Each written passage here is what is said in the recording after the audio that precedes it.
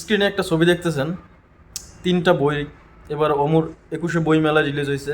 প্রথমটা তিশার ভালোবাসা, লেখক খন্দকার মুস্তাক, এবং এদের আরেকটা বই আছে তিশা এবং খন্দকার মুস্তাক। দ্বিতীয়টা হচ্ছে বারিশা হকের পূর্ণতা, তৃতীয়টা হচ্ছে ডক্টর সাবরিনা হকের বন্দি জীবন, মানে বন্দি জীবনের ঘটনা আর কি, নাম হচ্ছে বন্দিনী। তো এবার আমি অমর 21শে বই মেলায় যে অবশ্যই এই তিনটা বইয়ের মধ্যে প্রথম বইটা মাস্ট কিনবো, তিশার ভালোবাসা। এবং এই বইটা অবশ্যই পড়বো, পড়ার পরে আমি কতটা অনুপ্রাণিত হই, কতটা ইন্সপায়ার হয়।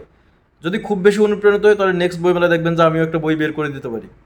কারণ যে হারে লেখক বাড়তেছে, আমি কেন বসে থাকবো? আমিও তো বন্ধু বান্ধবের সাথে আড্ডা দিই, চা খাই, খেলাধুলা করি, কত উল্টাপাল্টা কথাবার্তা বলি। এটা লিখেই না বই ছাপাই দিলাম, 25,000 টাকাই তো লাগবে পাবলিকেশনের সাথে। চুক্তিপত্রে 25,000 টাকা হইলেই যে কোনো পাবলিকেশনে একটা প্রচ্ছদ ছাপে কিন্তু রিলিজ দেওয়া যাচ্ছে। এখন বর্তমানে পরিস্থিতি জাস্ট এরকম। এই যখন পরিস্থিতি তখন হচ্ছে বই মেলায় যায় এত দর্শক দেখেন, দর্শনার্থী, বই কয়জন কিনে, কিনবে কি জন্য? এই লেখকদের এই টিকটকার ভাইরাল হইলেই লেখক হয়ে যাচ্ছে, তাদের বই কিনতে যাবে। এরা যায়, দুটা তিনটা পৃষ্ঠা উল্টা স্টলে যায়, ছবি তুলে গার্লফ্রেন্ডের সাথে একটু ঘুরে ফিরে আড্ডা দেয়, চলে আসে। এটা ডেটিং প্লেস। বই কয়টা বিক্রি হয়? গত পরশু দিন একটা পত্রিকায় দেখলাম যে হারে লেখক এবং বই বের হচ্ছে, পাঠক কিন্তু সে হারে কিন্তু বেড়ে যাচ্ছে না।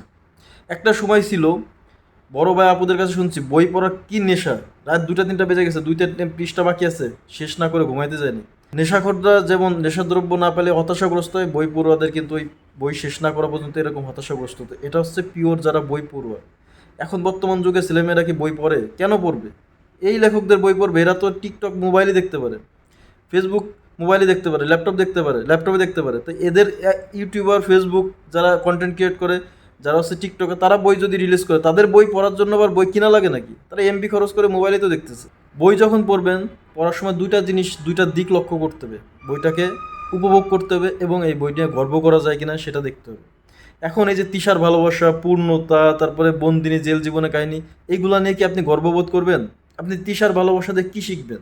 যে 17 বছরের এক মেয়ে 80 বছরের এক লোককে কীভাবে বিয়ে করতে পারে, মানে এটা শিখবেন তিশার ভালোবাসা এই বই থেকে? এই বই থেকে কী অনুপ্রাণিত হবেন আপনি? প্রাসঙ্গিক, আপনার জীবনে গুরুত্বপূর্ণ অনুপ্রাণিত কী আছে এর মধ্যে?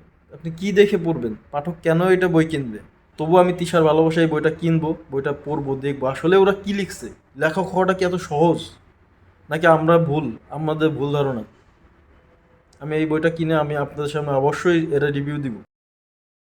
কর্তৃপক্ষের কাছে আমার দুইটা প্রশ্ন যদি আসলে জিজ্ঞেস করার সুযোগ থাকতো তাহলে জিজ্ঞেস করতাম যে বই মেলায় বই রিলিজ দেওয়ার জন্য ন্যূনতম কোনো ক্রাইটেরিয়া বা রিকোয়ারমেন্ট আছে কিনা, নাকি শুধু আপনার টিকটকার এবং ভাইরাল হইলে সে একজন লেখক হয়ে যাবে, বই মেলায় বই পাবলিশ দিবে, নাকি টাকা থাকলে পাবলিকেশনের সাথে একটা চুক্তিপত্র 25,000 টাকা দিলেই বই রিলিজ দেওয়া যায়, এরকম কিছু নাকি?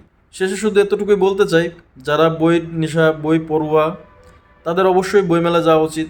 এবং যে বইগুলো আছে যেগুলো আপনার প্রাসঙ্গিক, আপনার প্রয়োজনীয়, গুরুত্বপূর্ণ, আপনি গর্ববোধ করতে পারেন সেই বই নিয়ে, বইটা নিয়ে, এবং বই পড়ে আপনি উপভোগ করতে পারেন, অবশ্যই বই কিনবেন, বইমেলা আসবেন এবং আপনার আশেপাশে থাকা সবাইকে অনুপ্রাণিত করবেন বই পড়ার জন্য। এবং ছোটো যে বাচ্চারা আছে তাদেরকে বোঝাবেন বই পড়ার জন্য, যেহেতু কারণ তারা এই বই পড়ে স্বপ্নবান যেন হতে পারে। আর যে অখাদ্য টাইপের যে লেখকগুলো আছে, এই লেখকদের কাছ থেকে একটু দূরে থাকার চেষ্টা করবেন। তো আজকের জন্য এই পর্যন্ত। টাটা, বাই বাই, আল্লাহ হাফেজ, আসসালামু আলাইকুম।